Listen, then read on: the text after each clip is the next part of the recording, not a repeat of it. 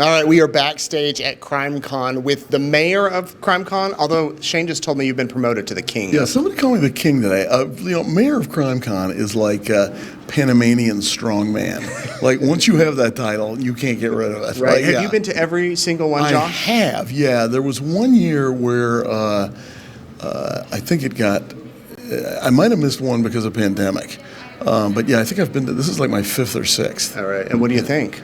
Well, look, for me, it's fascinating because it's a chance to sort of meet, like, our audience, and they're all in one room. And you really can find out, like, what they think, what they like, what they don't like, what works, what doesn't work, what parts of our act they appreciate. It's worth it just for that. So why do you think so many people, thousands of people, come and spend money to attend a conference about crime? Okay, True Detective magazine was sort of the first piece of journalism devoted specifically to true crime. That was first published in 1924. So that's 100 years of interesting crime. This is not a new thing. The only thing that's new is how you consume it in podcasts and streaming and on your phone. But there have been interesting crime as part of journalism for a really long time. The audience has changed. I mean, you look here, it's overwhelmingly women. So why is that? They're frequently on the business end of domestic violence. They're the ones who deal with a criminal justice system that wasn't built by them or for them and frequently doesn't respond to them. So it's not surprising who the audience is here. Right. So you mentioned podcasts and the changing landscape. Dateline has really been embracing that with the podcasts and digital type operations. Just started a new season. What can we expect this year?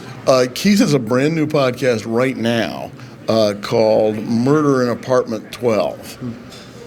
And that is just getting underway wherever you get your podcasts. I have a brand new podcast, as yet untitled, but we're already at work on it, which is going to come out, I think, end of November.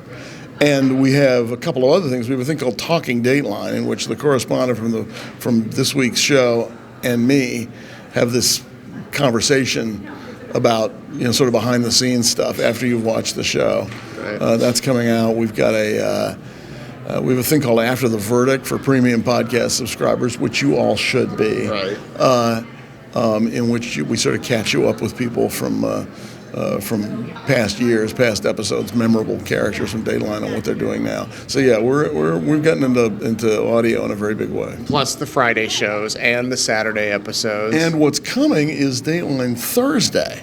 Sometime in the next month or so, I think in October, we will be all new Fridays, 9 o'clock, which we already are, for 2 hours, and then we'll be all new Thursdays at 10 p.m. for 1 hour.